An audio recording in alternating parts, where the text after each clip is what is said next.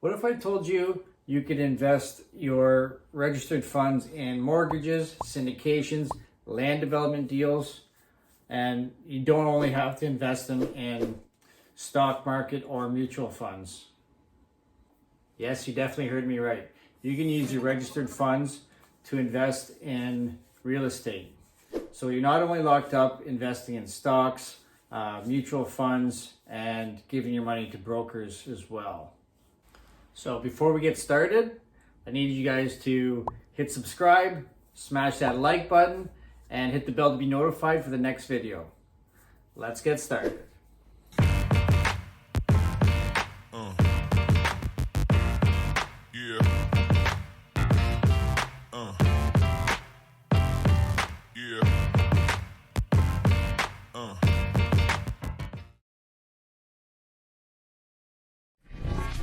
So I'll be going over 5 different things you need to know when investing your registered funds.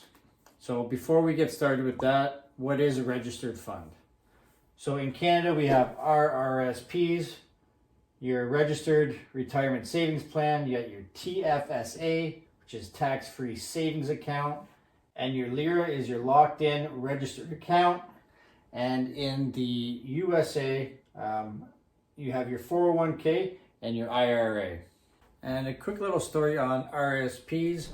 I have borrowed RRSPs from other individuals to invest in my income properties in the form of mortgages. Yes, you've heard me right. I borrowed their RRSPs in a form of a mortgage to purchase properties. So the odds are you probably have one of these registered funds, whether it's RRSPs, TFSA, LIRA, 401k, Roth IRA.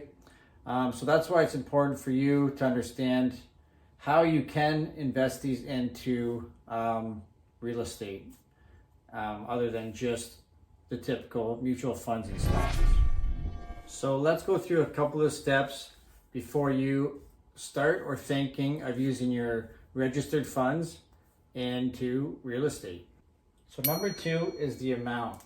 You want to know how much you have in your registered funds to invest. And most people just have a ballpark amount. You want to know the exact amount. So contact your broker, look at one of your previous statements, and then you'll know the exact amount you have to invest. And number 3 is very important. It's the typical types of investments you can put your registered funds in. Now, that's going to be up to you to determine which one is best for you in your investment needs. So we're going to start with mortgages. You can use your registered funds in a form of a mortgage, and it would be leaned towards the asset. And syndication is where they pool a bunch of funds together to buy a larger asset, and also land development. And the fun part about being an investor, I get to use other people's money in the form of RRSPs to buy properties or assets in the form of a mortgage. And now if you're thinking, Daryl, how did you learn all this stuff and where does this come from? I joined a mentorship program called Investor Mel and Dave, and I was able to quit my full-time construction company, become a full-time real estate agent and also investor. So if you want to know more about that or how to join the program, just DM me in the link below, and we can chat more about it. Now you're probably thinking, why would I want to use my registered funds to invest in real estate? And using other people's registered funds becomes an awesome way for an investor to purchase assets. And hear me out, it becomes a win-win for the lender of the registered funds and also the investor. Obviously on the investor side, they'll be using the registered funds in the form of a mortgage, whether it's a first or second, to purchase the asset.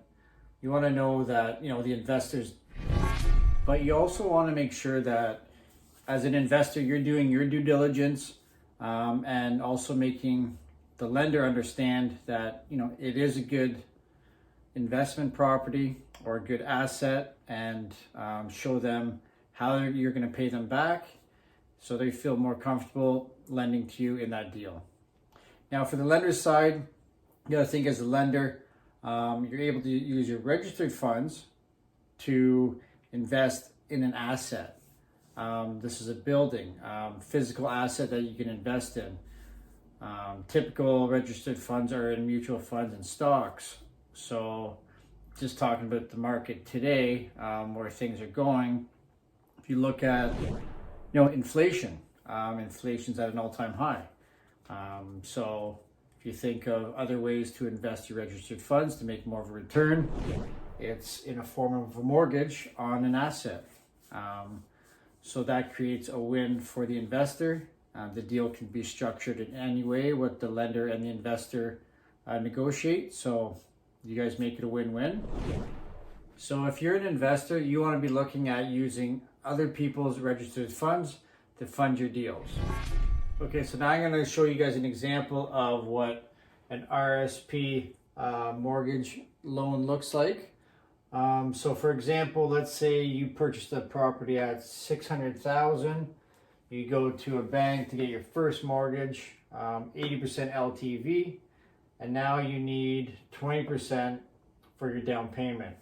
So now this is where you go to Mr. or Mrs. RRSP and borrow that $120,000 down payment on the second mortgage. So now you have to make sure that the first mortgage is going to allow for a second mortgage to be in position. So now if that first mortgage doesn't allow that, the deal is not going to work. But always make sure with that institution that they will allow that second position mortgage. And now with having that down payment as the RRSP loan, you have 100% finance deal.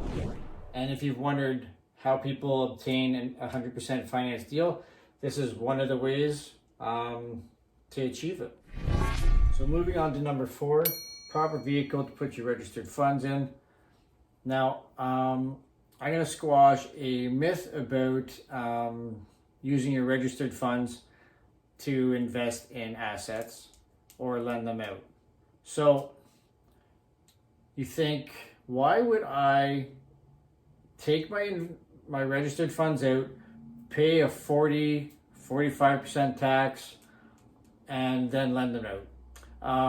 The lender would have to charge such a substantial amount of percentage on that loan that it wouldn't even make sense for the investor. So with your registered funds, if you can picture it as a cloud, there's a vehicle called the vehicle to cloud. So your registered funds would go into the cloud, then from the cloud, they get dispersed to the asset. But your registered funds technically don't leave that cloud. So you're not getting taxed as they come out of your RSPs because they're in a vehicle where they won't be taxed. So yeah, I just wanted to squash that. I know there's going to be some comments in the comment section, so I figured I would nip that in the butt right away. And just so you guys know, you're not going to pay tax on that money until you actually take it out of your registered account.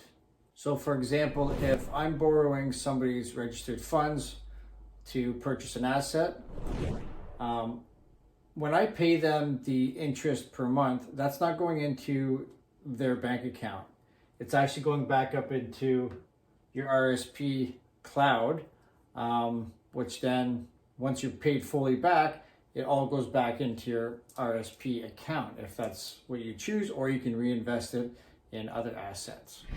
Now moving on to item number 5, the time to transfer the funds. Now I just don't want you guys to get super excited, go out, find deals, and try and lend your funds out right away, because there is a process. It is the government, so it could take up to 4 to 8 weeks, depending on your situation and what you need to do to access them. Just so you know, also a lot of banks don't allow the registered funds to be in second position. You're definitely going to want to find a investor focused broker that deals with these sort of investments as well. Yeah, so I just wanted to make sure you guys are clear on all this and it's understood that, yeah, it's going to take some time. It's a process. But in the end, if it's a win-win deal, it's worth the investment. And yeah, so if you guys enjoyed this video, please subscribe, like, and hit the bell to be notified for the next one.